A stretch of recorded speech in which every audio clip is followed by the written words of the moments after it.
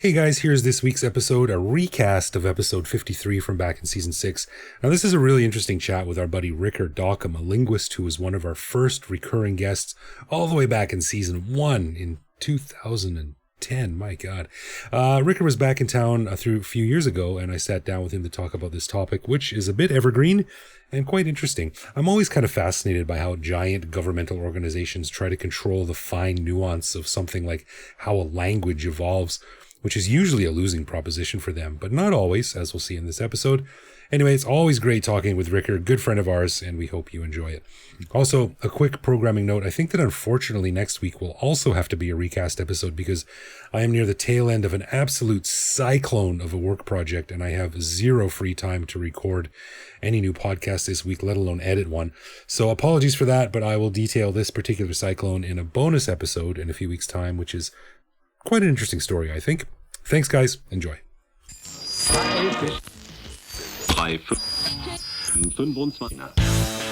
On this episode, we talk to linguist Rikker Dockum about the Thai language overlords, the Royal Society.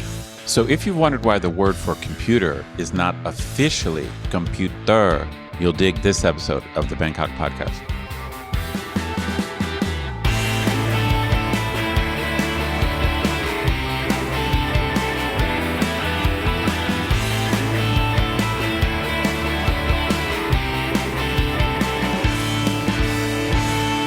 Sawadee krap, and welcome to the Bangkok Podcast. My name is Greg Jorgensen, a Canadian who came to Thailand in 2001 and who has yet to see a ghost here, despite really wanting to believe all the stories. I'm with you, man. I'm waiting for my experience. I just haven't had one yet. TikTok. And I'm Ed Knuth, an American who came to Thailand on a one-year teaching contract 23 years ago. Fell in love with all the different things Thai people do to get winning lottery numbers. So I never left. No doubt. That seagull crapped on your left shoulder. Ooh, left is odd. They call the odd numbers for the lottery ticket. That's right. It's an obsession. It is a national obsession. Thai people will do basically anything to get winning lottery numbers. You should go up to Lad Prow to see that demon statue that's been there for the past few days. Man, that statue's super creepy. We talked about it on the bonus show. So listeners out there, if you want to hear more about this crazy, creepy, giant demon statue that Thai people are making sacrifices to get lottery numbers, you got to become a patron, and you get the bonus show. Yeah, do not give your cats or dogs up. Yeah, please. Yeah, please don't do that, even for lottery numbers. Crazy story. All right, we want to give a big thanks to all of our patrons who support the show. Patrons get every episode a day early, behind-the-scenes photos of our interviews, a heads up to send questions to upcoming guests, and access to our Discord server to chat with me, Greg, and other listeners around the world. But best of all, patrons also get an unscripted, uncensored bonus episode every week where we riff on current events and Bangkok topics. On this week's bonus show, we chatted about the ultimate nightmare for condo dwellers and Greg's very weird weekend dealing with that, my first week back teaching in university, and the difficulties Greg had in trying to explain Rodney Dangerfield to his 8-year-old son. To learn how to become a patron, click the support button at the top of our website. No respect. That's right. And as always, everyone, remember, if you have a comment, a show idea, or just want to say hi, head to bangkokpodcast.com, click the little microphone button at the bottom right, and leave us a voicemail that we'll play on the show. And before we get to the main show this week, we have two important programming notes to share. Firstly, for those that listen to the show on Spotify, now previously our bonus shows have only been available with a unique URL that you get from Patreon and add to your podcast player. It's a little bit finicky. But now patrons can listen to the regular show and our bonus show on Spotify. So if you search for the special Bangkok Podcast show on Spotify with the subtitle Badass Patrons Only and add that to your library, you'll notice some little padlock icons next to each episode. Tap on the padlock, link your Spotify account with your Patreon account, and bam, all the episodes are unlocked and you can listen on Spotify. Nice. So that's really cool. Yeah, that's really cool if you're a patron, or if you want to be a patron and you listen to Spotify, that's another avenue for you to listen. So that's really cool. Nice. And second, you might remember from season 5, episode 16, we had a guest on, our good buddy Derek Van Pelt, who was talking about entrepreneurism in Thailand and the ins and outs of doing business in the kingdom.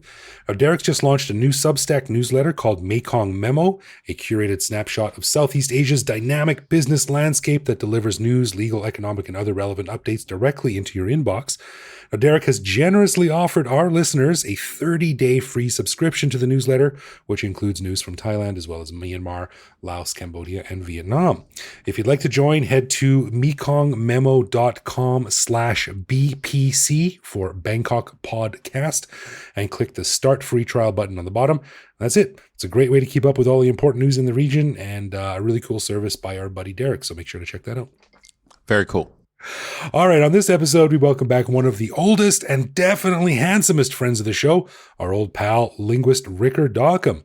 Now, longtime listeners may remember Rikker as the Thai language Jedi we had on a number of shows back in season 1 before he moved back to the US. So I was happy to trap him in a room with a microphone on one of his recent visits to Thailand to talk about an interesting element of learning Thai, and that is the Royal Society, which oversees the planning and regulation of the Thai language. Now, for speakers of English, it might seem weird to have a government body in charge of overseeing an entire language and how it develops, which is probably why I'm down with that and I'm up for that mean the same thing, but I digress.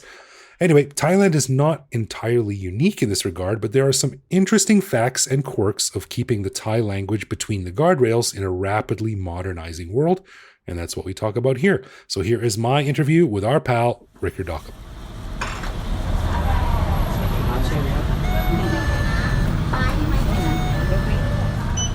Well, I'm very happy to be sitting down with one of our old friends, one of my old personal friends and one of the podcast's oldest friends from way back in our early days of 2010 when we were in season 1, Rikker Dockum. Welcome back, sir.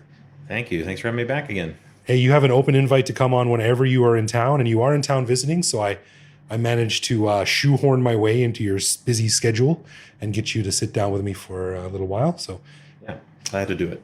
I really wanted to talk about something with you, which I've sort of been noodling around in my brain for a while.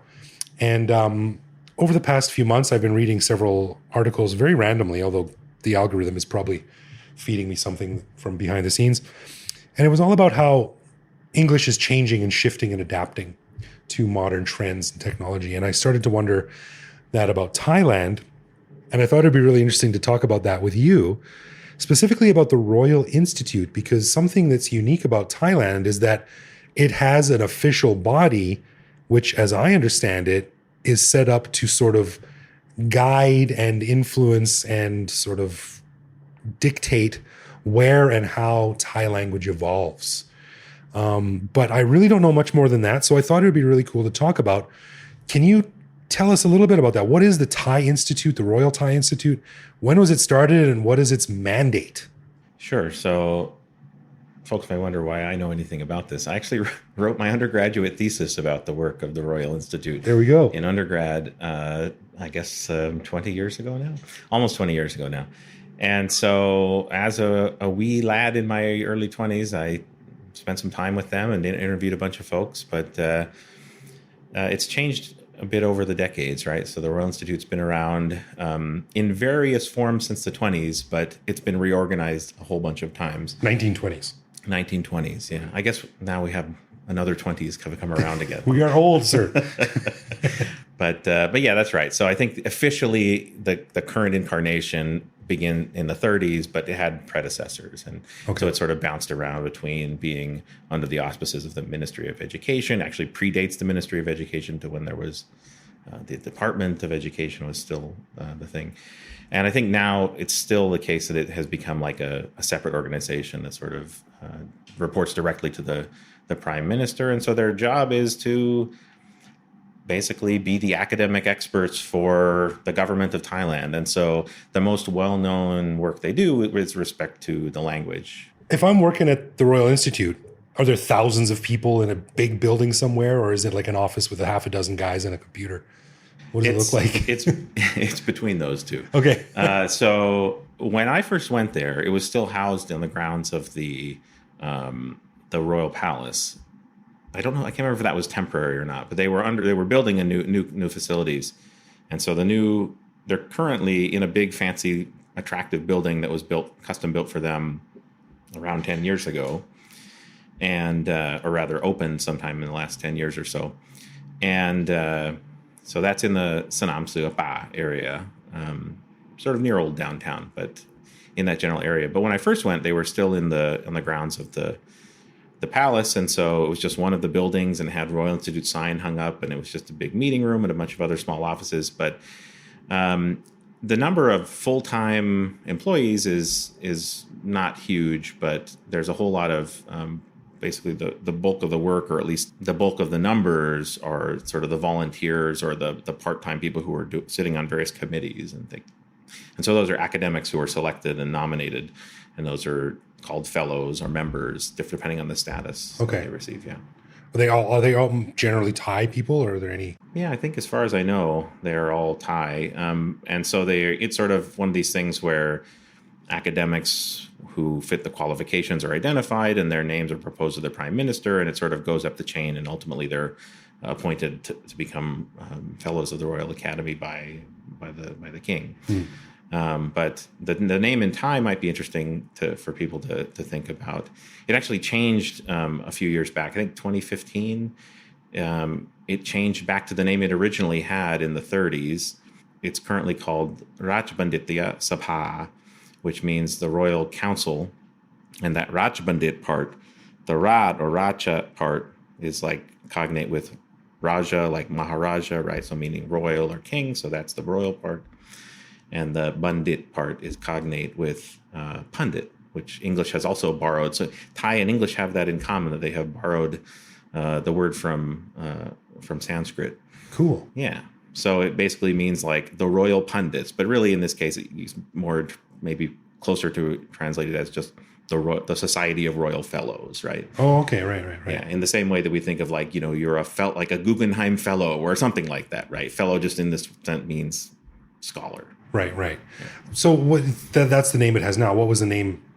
So from like the 30s until 2015, they called it Rajameditya Satan, and Satan means like place. And so it was like the Royal Institute. So that was like the institute part. And so they decided to shift it back around to focus on like it is a council of learned people, and let's focus on like the institute as a location. Oh, okay. And so anyway, it's sort of an on paper name change, I guess, but there probably are some other perhaps technical changes that went along with that. Right.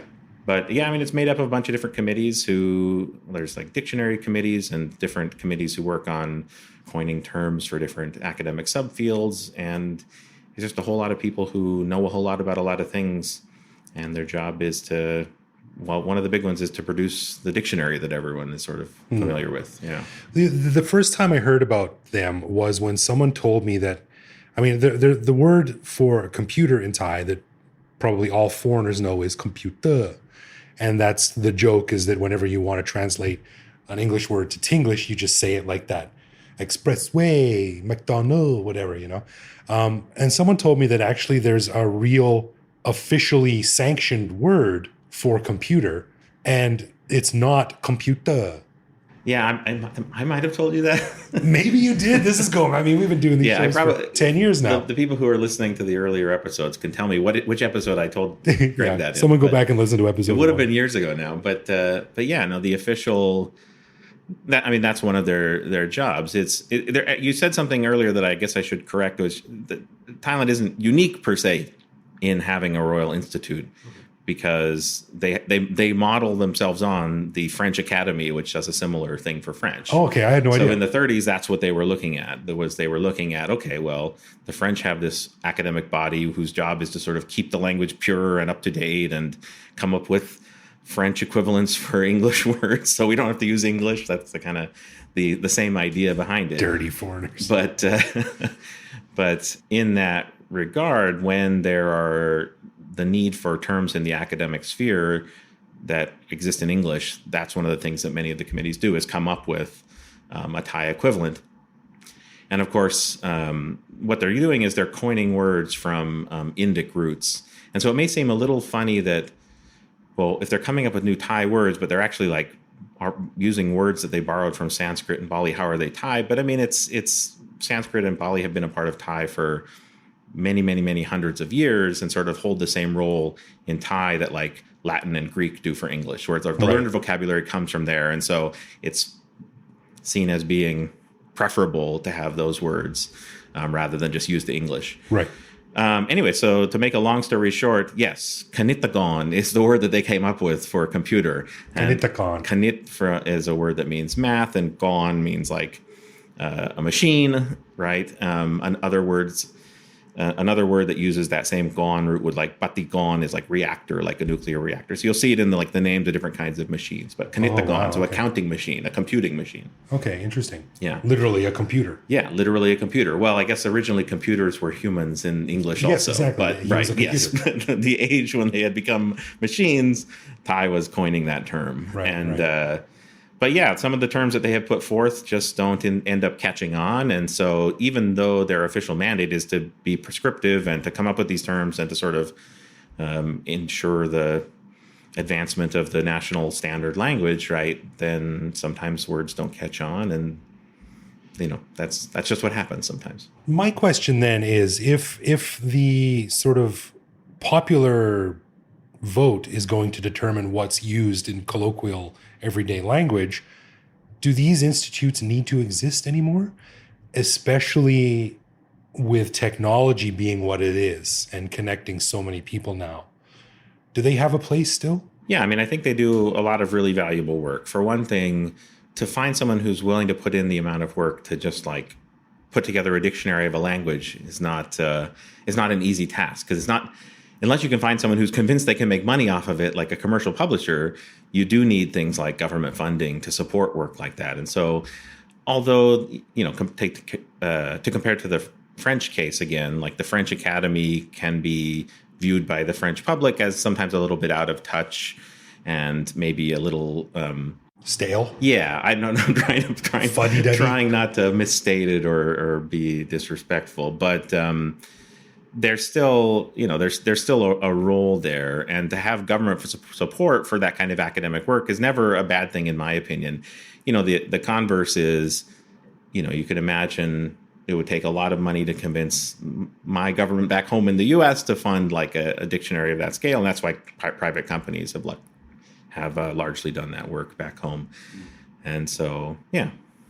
So when a new word comes along, like maybe it's existed. I'm just trying to think of new words that have sort of really are on everyone's mind these days: cryptocurrency, transgender, quantum.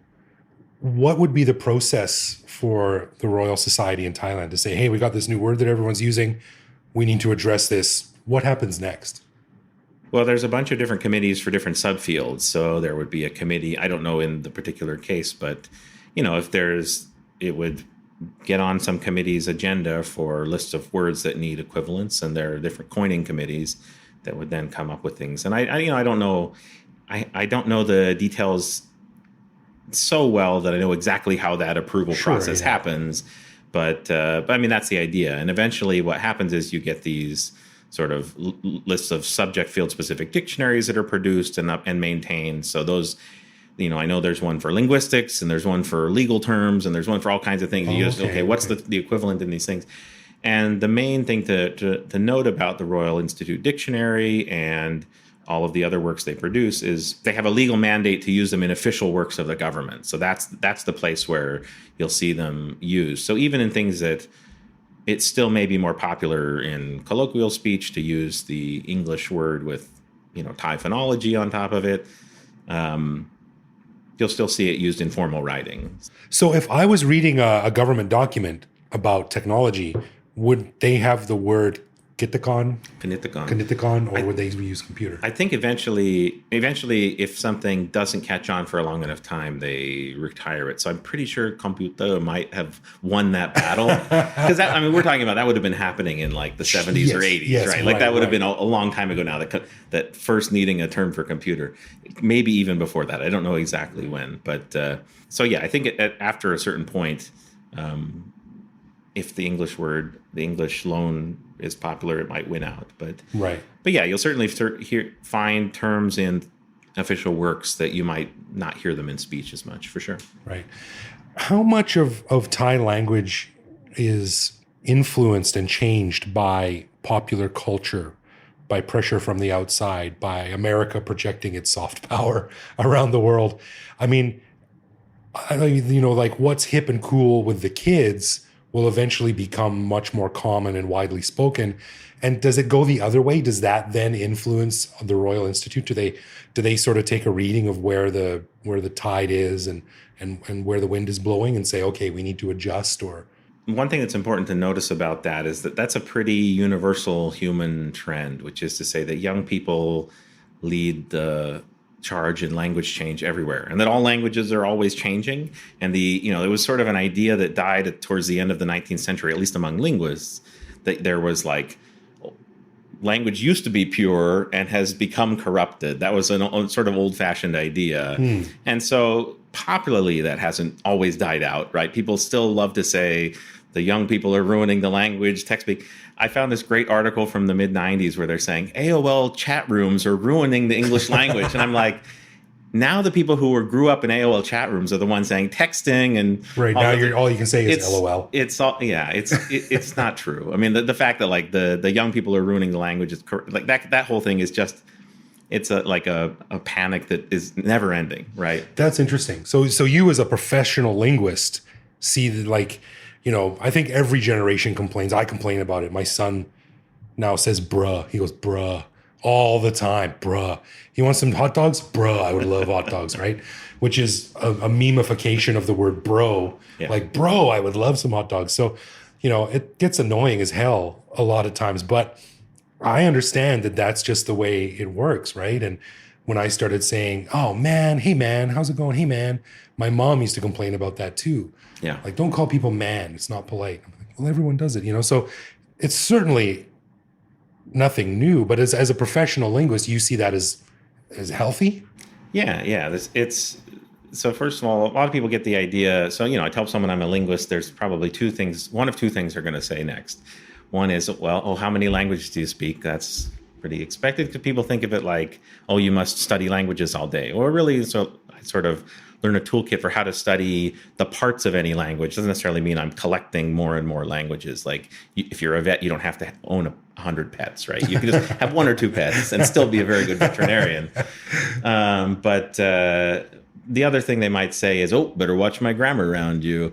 Like they think I'm, here to correct everyone's grammar. And really linguists are looking at it with a much more sort of like open and curious attitude towards like, well, what makes language tick? What makes languages, what do they have in common? And language change is one of the biggest things that languages have in common. And so, yeah, it's absolutely healthy. And it's also one of it's one of the things I enjoy doing. College age people are great to ask like, okay, so what's the word you use for when something is really great or a song you really like? And so, I've learned over the year, I've seen things come and go like poggers and, Pogs. Oh my God. That song is pogger. I don't even know how to use it correctly, but like I the students get to teach me these things and I get to embarrass myself by trying to use them and remember them. Do your kids ever be like, Dad? Yeah. Or like that song slaps, stuff like that. So, like I get to learn these things, but that's the point is that I ask them because I get them give students a chance to see that like, oh, really they're sort of on the forefront of language change in a way that it's just society isn't designed where I am, that someone like me is on the cutting edge of new terminology. Let's put the focus on the 40-year-olds. That should revolve around them. To get back to your question, though, like, does that cycle back around and influence things? I mean, I think the computer example is one where, yeah, absolutely. In that sense, if it becomes influential enough and if it is widespread enough, computer won that battle. And so sometimes, what's popular can win out. Yeah. It's really good and heartening to hear that they would say like, you often think of these bodies of these austere organizations as fuddy-duddy old men sitting in, leather chairs around big oak tables. So it's good that they're flexible to a certain extent because you need to be. I remember reading a while ago about, it was either Socrates or Plato, about he was complaining bitterly about books, so many books being literally written by hand. And he says, no one thinks anymore. They just read all the time. It's ridiculous. You don't memorize the classics like we used to do in my day. It's the ruin of society. It goes back thousands of years. Yeah, this is a trend. Like at the turn of the 20th century, they're complaining about the youths and their bicycles able to locomote wherever they want to go. Now, yeah, so there's always something. Special bicycle for girls. Something it would be immodest of them to ride with their legs. Right. Let's talk about the Thai language then. I mean, you're a professor, and I guess you're not surrounded by Thai in the States as much as you would be here. But have you read about or heard about or been studying any trends in Thai recently? What are Thai linguists talking about these days? It's a good question. I guess I want to highlight the really interesting work of Ajahn Pawadi Saisuwan, who does really interesting work on the Thai pronoun system. And so that's one that sort of fits in with modern trends, and I think is really interesting work about Thai has a sort of famously complicated pronoun system where there's not an exact number, but there are, let's say, 17 ways to say I, right? When you meet someone, you can't just pick I.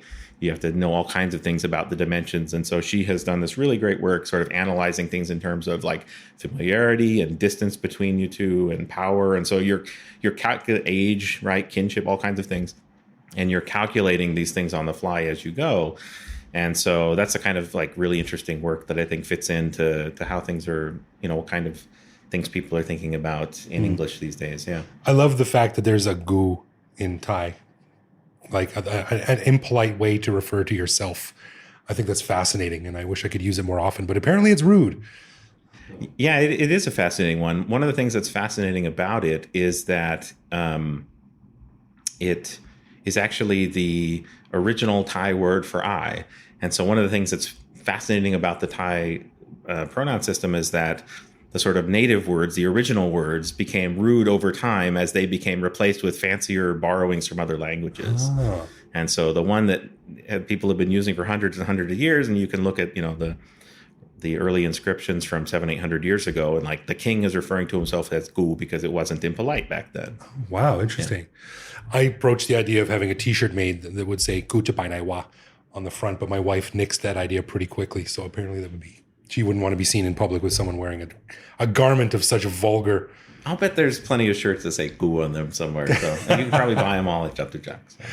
So what you said about pronouns really piked something interesting with me was, there's no equivalent to the Royal Institute in English, as far as I know.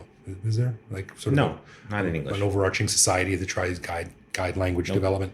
So it seems that the development of English, at least back in North America, is changing quickly. And, Ed and I on the show and with our friends often joke about how one of the reasons why we don't want to move back to North America is because we'd probably be canceled within a week of showing up, because we're just not used to how things have changed since we've been gone. And we'd probably say an offhand comment and be kicked out of our job or something like that. But, the language in North America is changing quickly, pronouns being sort of the most famous example, he, she, him, he, him, things like that. So that seems to be developing a lot of the development of how people talk about themselves and other people in English. Is there something similar in Thai? Is there a movement or an undercurrent or a modernization of things along the same lines of identity and sexuality and gender and things like that? Yeah, I mean, I think you've got a really different starting point, but so Thai has always had certain pronouns that were non-gendered, and in fact, the introduction of gender is somewhat recent for some terms. I'm actually advising a couple of students this summer who are working on a Thai pronoun project with me, where we're looking at the history and development of the system over the past 700 years, and sort of what were the social influences that led to changes. So one of the ways we know things about any language is we compare it to its closest relatives, right? So we know we by comparing languages, we know that German and English are closely related, and of course, like Spanish and French and Italian descended from Latin, that kind of thing. And so we could divide languages up into families and into branches within those families. And the way you can sort of figure out, well, what did the common ancestor of like the Germanic languages, or, with Latin is a different case because we actually have written records, right? But not so for most other families of the world. And you compare them, and that's how you can tell what things used to look like, is what do they have in common, and what did one language go off and do differently and split off and do its own thing. Okay. And so we can tell that Thai is actually the odd one out in its family compared to the other languages, because you look at, you compare Thai with its relatives in everywhere from South China down throughout mainland Southeast Asia, and they're all using much simpler pronoun systems. And so it's not new, but Thai has been doing this over the past several centuries, where sort of the increased stratification of society, the introduction of conversion to Buddhism, the sort of early stage of being of Khmer being like the prestige language 700 years ago before the fall of Angkor, and so that being like what the fancy people spoke in the same, like, after the Norman conquest, all the rich and fancy people spoke French in England. Really? It was Khmer. Yeah, and so Khmer was the prestige language for a couple of centuries in Southeast Asia, because they were here before the Thais showed up in this part of the world. You're talking TAI. Yeah, right. So all of those groups that migrated out of southern China.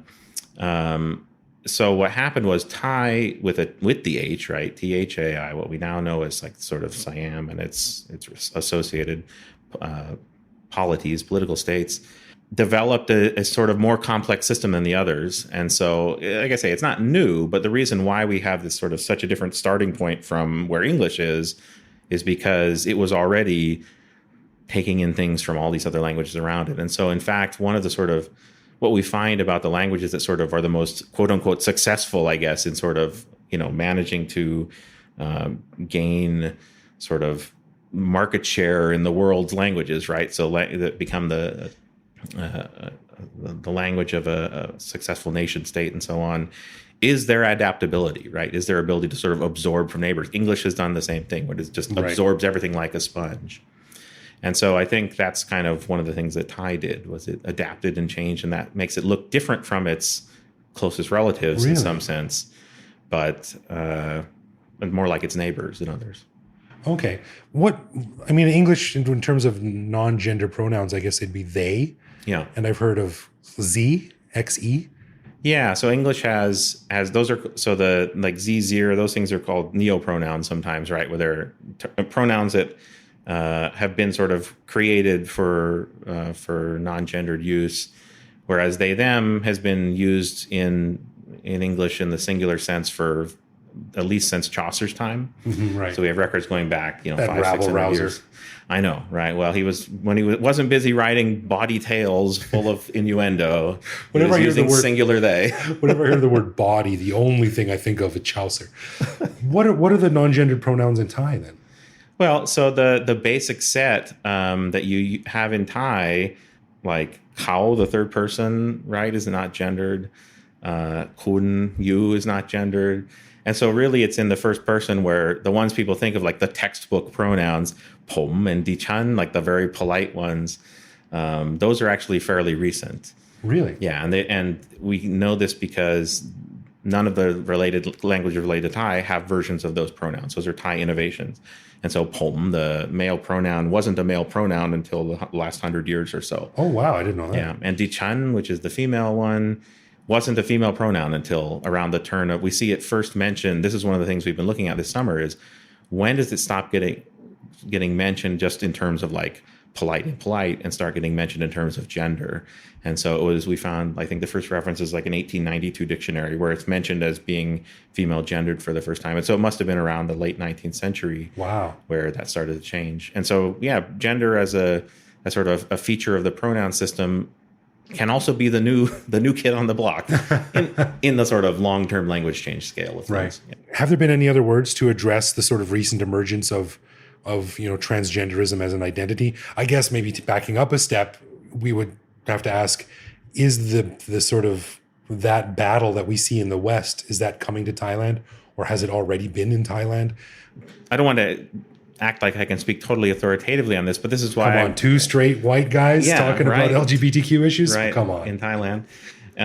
But this is why I mentioned that John Pawadi's work, because her work is actually about indexing of femininity by by the term that Thais use, gatoy, and the term that she uses in English for that is non-gender conforming men. And so, or non-gender, there's a variety of terms, but this sort of the nearest Thai equivalent to transgender women. One of the things that she found in her work that's interesting is that the frequency among like the set of recordings that she made and the study she did, like the rate of frequency of using the term dichan, like the heavily feminine gendered pronoun, is higher among transgender women than other women, and which is an interesting finding, right? Because the point is you specifically want to index your femininity among that group, right? So this is this is not super new work. I think she started doing this survey around 10 years ago and published it in her dissertation several years back now. But yeah, I mean, I think it's a kind of interesting finding that some people sort of chafe against the gendered side of things and would prefer just to not have to index gender as a feature of pronouns. So I did an interview for Tyre Inquirer a couple of years back where the author was a young Thai woman who was sort of miffed about the fact that why do men have pom and women, you're either picking dichan, which makes you sound like you're in your 50s, or you're using nu, which makes you sound like you're calling yourself a child, and like chan sounds too familiar. And so there really is like a discrepancy, and John Pawadi's work sort of shows this, that there is a pronoun that cuts across all these things on the male side, which is pom, which is sort of a kind of class neutral way of referring to yourself, and that there is a discrepancy there. And so maybe something will emerge. And chan is like the closest competitor. But the interesting fact is, I mentioned that dichan wasn't originally a female gendered pronoun. Well, chan has been an abbreviation for it for well over 100 years also. And so it has stayed non-gendered sort of all throughout that history. And so chan still remains non-gendered. I guess one could argue there's also sort of a patriarchal tinge to Miss and Mrs. and just having Mr. to cut across all of that. There's no change in that. Yeah, absolutely. I mean, it's not, I think the way I put it in the article is like, yeah, there can be a sort of infantilizing element of that by design, right? So I don't think it's necessarily a coincidence that these things are designed that way, because the fact that pom and dichan are the prescriptively correct, like sort of formal male-female pronouns was again, an act of like a government body deciding that that's how those things should be, just in the way that krap and ka were mandated by the government as like the polite way to use Thai in the 1940s. But that was not something that developed organically. Right. Also eat this pad Thai, which we just made. Yeah, in fact, that's a whole other interesting, you could do an entire podcast about that kind of sort of attempts to shape language by various military bodies and powers over the years. Right. We'll have to have you back then and come talk about that. Military influence over language, soft power, culinary influence over culture. Don't forget the Korean soft power. That's another one that's come up recently. Yeah, and they've cracked the code, man. I feel creepy every time I walk by a TV in a mall and there's like 16 Korean girls dancing on stage, and they've just nailed the lighting, the makeup, the fashion, the moves so perfectly. And I want to appreciate it as sort of a soft power move by the South Korean government, but also appreciate that I'm a creepy old guy staring at a TV going, wow. So I try not to do that. So you're not buying Blackpink concerts? No. I think I was talking with my colleagues earlier about, do you know baby metal? I do not. Listeners, if you have not heard of baby metal, check them out. They're three young Japanese girls who do some really hardcore thrash metal, and it's awesome. And they came to Bangkok recently, but I'm like, there's no way I'm going to a baby metal concert. It's just a bad look. Someone will take a picture and I'll be all in the newspaper or something. Anyway, Rikker, thank you, man. Really interesting. I love your historical insight and cultural insight. It really adds some texture to learning about Thailand and the culture. So appreciate it a lot, and hope to see you on your next trip through. Yeah, thanks again for having me here. 10 years. Long time, baby. Let's make it another 10. All right.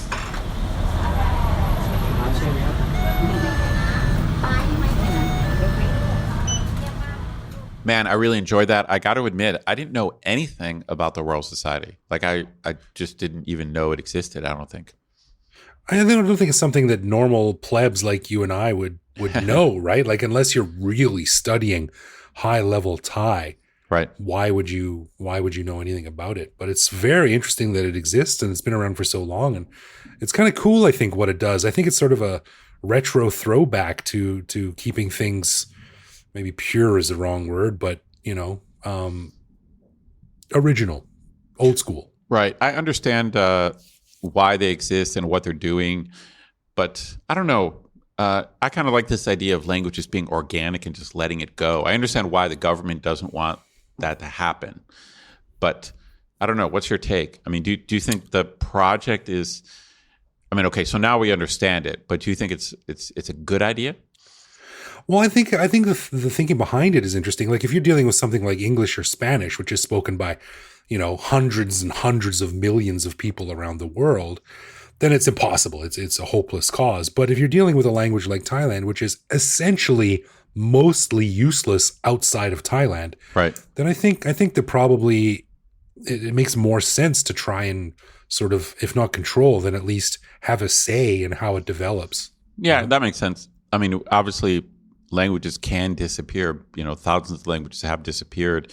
Right. And I certainly understand why a government or a society or a culture, they would not want their language to disappear. So I certainly understand that. Yeah, and Rikker was a good guy to talk about this because I can't remember if we mentioned it in the interview, but one of the things he does when he's here on his research trips is he heads up like deep into the mountains of northern Burma and Myanmar, I remember that. Thailand. Yep. I remember that. And he like tracks down the one dude in his village who still speaks this one dialect that's nearly gone. And then he kills him. He takes the power of the language. The last he absorbs speaker. It. Right. It's like the quickening from Highlander. No, but he records him and sort of interviews him and learns all about this language and saves it for posterity, which is really cool. So, Rikker, superhero of the Thai language. Super linguist, SL on his chest. It was always a great time to sit down with Rikker. He's a really, really cool guy, and I appreciate the time he gave me on his very busy vacation visit back to Thailand. So thanks, Rikker. That was really cool. And next time you come back to Thailand, let us know. I will trap you in another room with another microphone, and we'll talk about something else equally as cool. For sure. Right. All right, let's do something that we call Would You Rather, where one of us picks two contrasting situations tied to Thailand to debate and choose which one we'd prefer. And this week, Ed, I'm going to ask you something. Alrighty, hit me. Well, this one comes from our buddy Andy, and he sent this to me a little while ago. And I thought it was quite interesting. Now, Ed, I think it's quite well known, and this is broadly speaking, but I think Thailand, we can say, compared to the West, has fewer vacation days available for people who work, but more public holidays than Western countries. So my question is, would you rather have more public holidays and less vacation days like in Thailand, or less holidays and more vacation days like in the West? Okay, interesting question. So first of all, this question of more or fewer vacation days is kind of tricky. I think the U.S., because it's so unregulated, I think it's more countries like Canada and Europe, like you socialist countries, you guys have more, like companies have to give more. You have to give 6 weeks of vacation or something like that. Like most of Americans, I think, have measly, might have 2 weeks of vacation.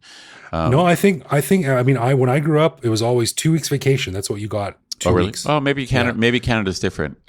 Europeans have it right. They've got like 9 weeks of vacation a year. Yeah, crazy. But it's absolutely correct that Thailand has a huge number of government holidays. It's kind of crazy, and typically I don't have to teach on those days, but I have to make up the classes. So to me, I always have mixed feelings about these government holidays because it's like I don't have to go to work that day, but I have a certain number of hours I have to teach for the course anyway. So it's kind of mixed blessings. But yeah, it's a good question. I guess from what I know about Thai labor laws, I think at least the last job I had for a very Thai company, you get 6 days vacation per year. To be honest, I don't even know because I have breaks between the semesters that are fairly long. I presume that's my vacation. So I don't even know what legally vacation I'm due because I just have breaks between the semester that take care of that. So I Right. never, it's not like I'm not allowed to take vacation like in the middle of the semester and just be like, hey, next week I'm not going to be I'm on vacation. I can't do that. Yeah, right. You've got a fairly unique position there. Yeah. But, for my old job, it was 6 days. And of course, there was some flexibility around that. And I think most Thai companies are a bit more flexible. Well, here's the way I look at the problem. On the one hand, having more vacation is a little more flexible because then you can use it whenever you want, or at least have some freedom when it's used. But, one thing that's cool about government holidays is that it's a community thing. And so that, this weekend's going to be a 3 or 4 day weekend and there's going to be 1 million people out. So it's kind of like everyone is off at the same time, which could have an advantage. But, I'm getting old. I'm not so into crowds. So I think I would rather have the vacation days, which I guess is the typical Western thing. I'd rather have vacation days than government holidays, I think. I don't know. What's your take? I think I agree with you, but I will say it's really nice. It's like in Thailand, almost every month has at least one long weekend. Yeah, for sure. Like there's so many government holidays. Yeah. Right. Some have none. Others have like 3. But I think it's nice to have something to look forward to. And maybe that says something about my work ethic, but it's always nice to be like, a couple more weeks and there's a long weekend, That's right. That's right. But the flexibility of having your own vacation days is pretty nice too. Yeah. I mean, I get your point. There's not very many long stretches without any vacation. Like when I'm looking at my teaching schedule, I mean, sometimes I bet I could probably find 4 weeks in a row with no holiday, but I bet that happens maybe once a year, where it's like, oh my God, I got 4 weeks with no holiday. There's there's usually almost every month there's a holiday, like you said. There might be like one, or I could find a 4 week stretch where there's no holiday. So I do appreciate it where it's like, cool, I get an extra day off, even though I usually have to make it up. But I still think, there's so many things about Europe, especially Northern Europe, that is it's hard to get, it's hard for Americans to get their heads around, having 6 weeks or more weeks of vacation. That's just something that I can't even process. It's just not an American thing. So I can't, it reminds me of Michael Moore in, what was his movie on healthcare that he did?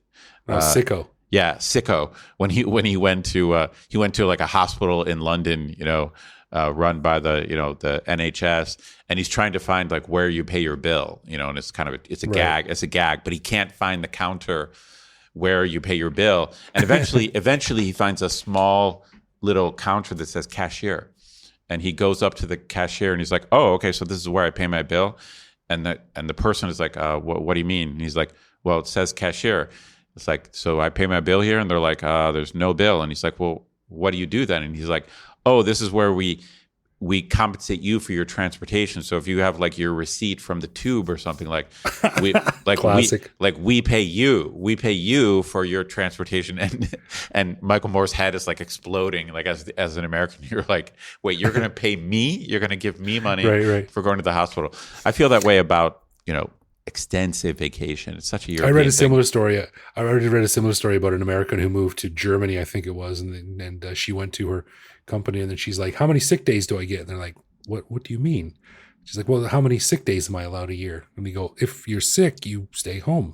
Right. That's depends on how often you're sick. We don't know. Yeah. We don't know how often you're going to be sick. Yeah. Anyway, but one thing I do like about these mandated government holidays is that if you time it right in certain months, you can take like 5 days vacation and end up having like 14 days off work, if you like string it between long weekends and sure. time it right. Yeah, it's definitely weird the way the schedule works out. Yeah, but I think vacation days, I prefer having those under my own control. Yeah, the flexibility for sure. Yeah. Good question. Thanks, Andy. All right, a final thanks to our patrons who support the show. Patrons get a ton of cool perks and the warm, fuzzy feeling knowing that they're helping on our never-ending quest for cool content. Find out more by clicking support on our website. And connect with us online. We're Bangkok Podcast on social media, bangkokpodcast.com on the web, or simply bangkokpodcast@gmail.com. We love hearing from our listeners and always reply to our messages. That's right. You can also listen to each episode on YouTube. You can send us a voicemail through our website that we'll feature on the show. I'm off Twitter these days, but you can now find me on Threads at BKKGreg. Thanks for listening, everyone. We'll see you back here next week. For sure.